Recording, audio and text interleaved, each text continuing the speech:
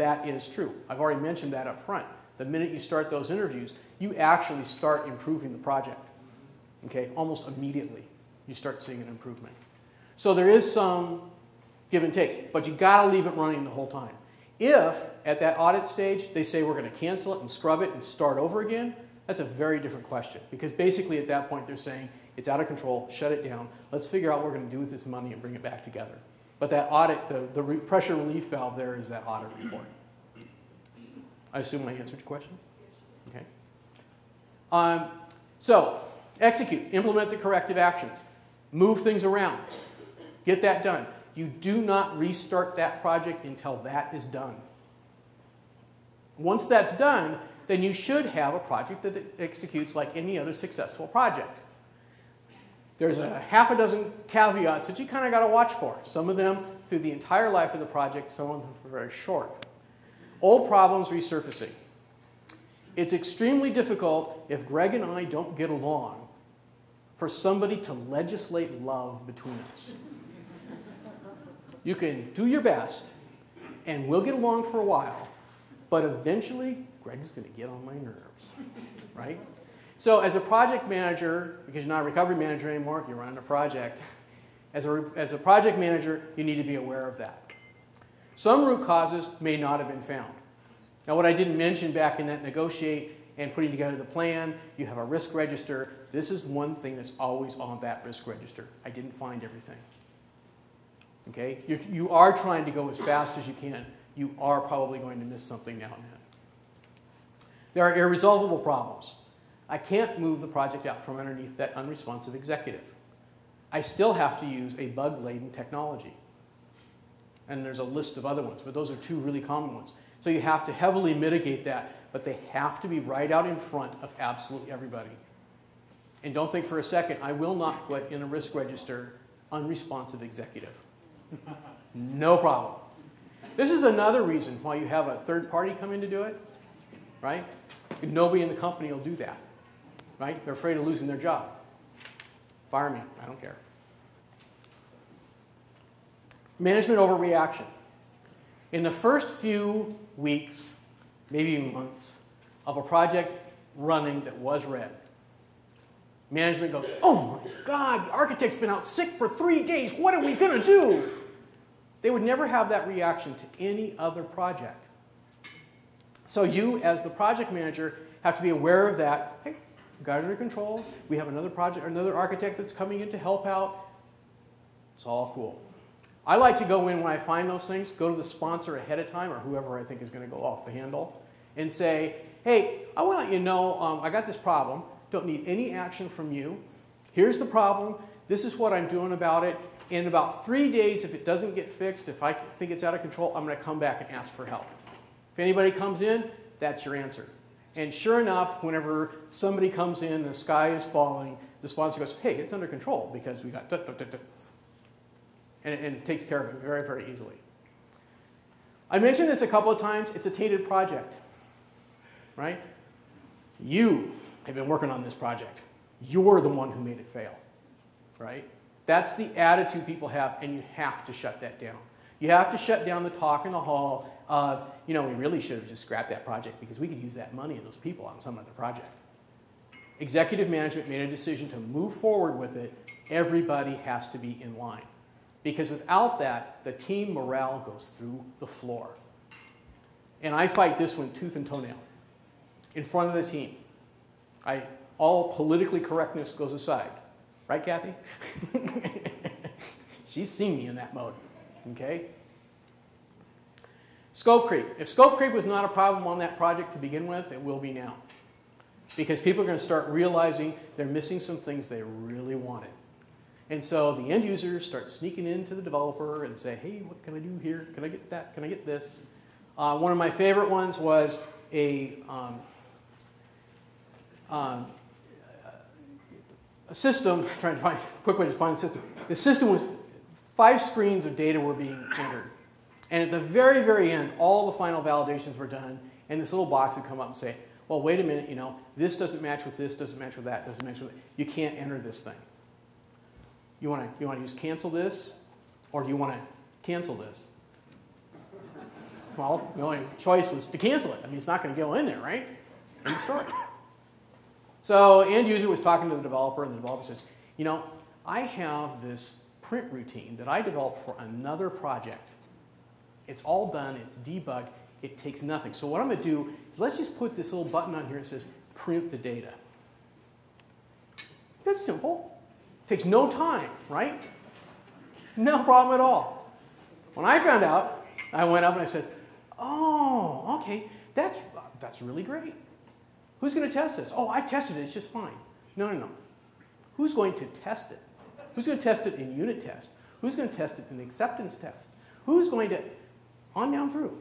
Oh, man, I didn't think about that. I said, oh, and then the report format. Oh, it's really simple. We just print it out in the table. Really? Has anybody ever had a report become an emotional thing in a project? Again, I'll take the laughter as a resounding yes. Okay? Probably the most emotional thing other than the UI itself. Next question. Does everybody have a printer? So when they go to get this thing and they've got it here, can they actually print it? Didn't ask that question, did you? Okay. And then the data. Jesus has name, address, phone number, and isn't that social security number? And what are the company policy about printing anything with a social security number on it? Oh, the printer has to be actually at the desk. Okay, have we confirmed that? Oh, no, we haven't done that. I said, okay, I think we have a small case of scope creep here, and so that needs to come out of there. Okay, that was literally a case that I had to go through. Okay, where do I go after this? Well, I have to realign a lot of people. The team, yeah, realign a lot of people. Todd the chiropractor. You need to get the team to focus on the new objective. I had a project that one time was supposed to just basically be fixing a system. The architect decided they were going to rewrite the system in Java. And I said, no. We're fixing the existing system. We are not rewriting. I had to get executive management to come in and actually say, no, we're fixing the system. The way executive management handled it, they took that project team and they assigned them to somebody else, and they got a new project team, a new development team to actually fix the system. Okay? I didn't have to do that. Executive management did it. You also have to realign management. When you take a system that was supposed to be a big bang deployment on a 3-day weekend, and you're now stretching that out over 13 months of deploying things one piece at a time, a lot of people need to understand that. In that negotiation meeting, you may have a half a dozen people. The people who actually receive the system are probably measuring in the dozens. So you need to go out and do your little campaign and tell everybody what's going on and get them realigned. That's all you got to do. It's really simple. Any questions? Come on, questions. Yes, sir.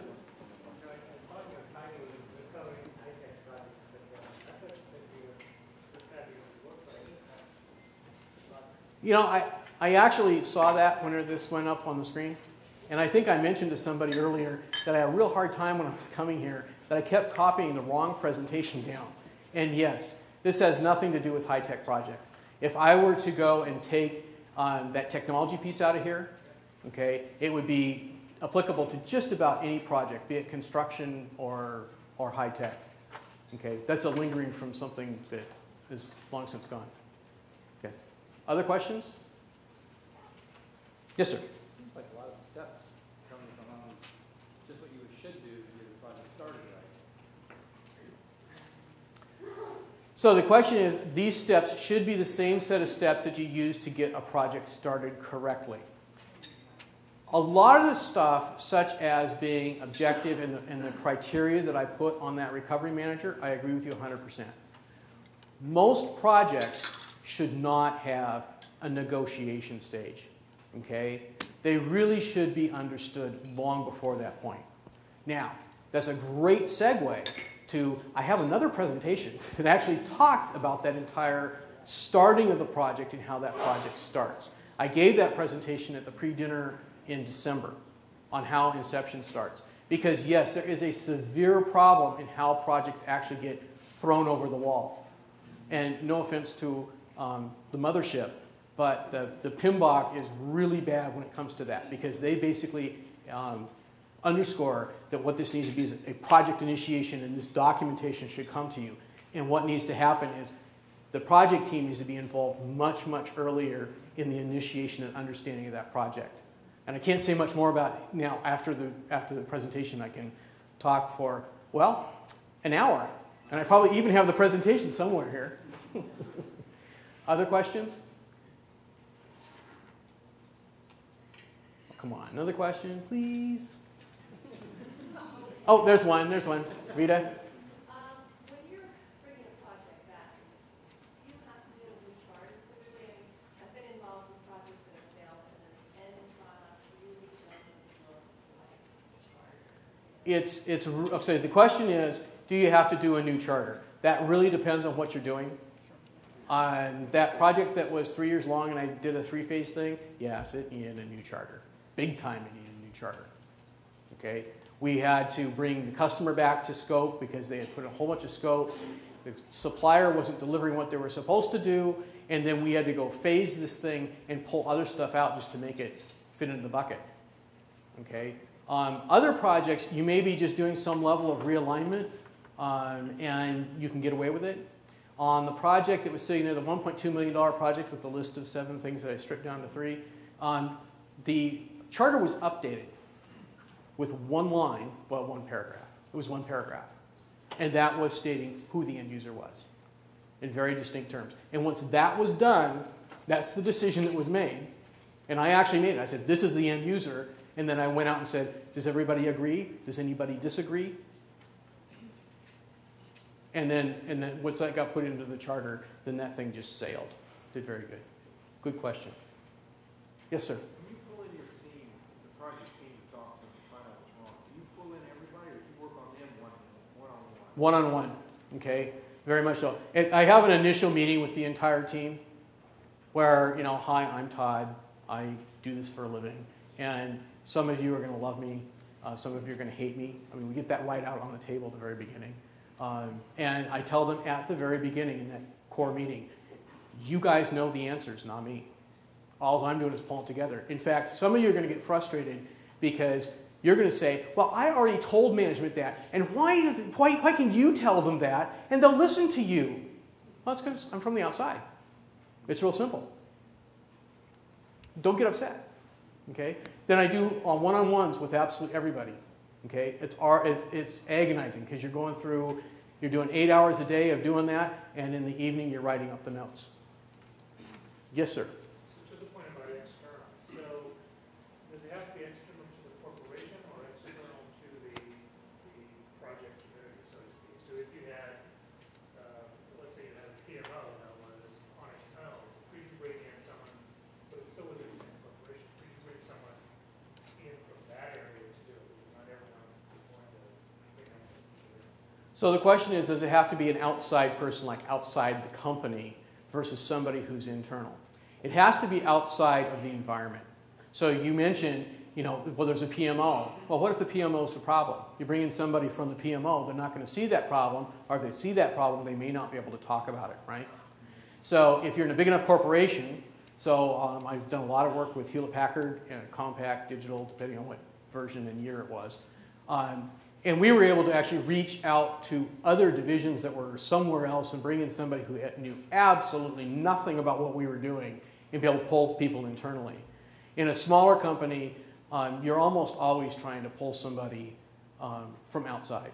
And you really do need that objective person from outside, the bull in the china closet. Not that I'm speaking about me in that respect. Heavens.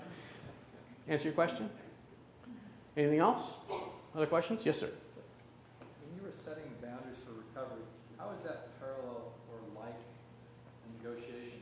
Because it seems like you're revisiting the boundaries if you're negotiating. Okay, so correction. The recovery manager does not set the boundaries. That was step 0. Okay, it's really important to understand that step 0 just builds that foundation. and the recovery really doesn't start until step one when you're doing the audit. So you have those boundaries sitting there. And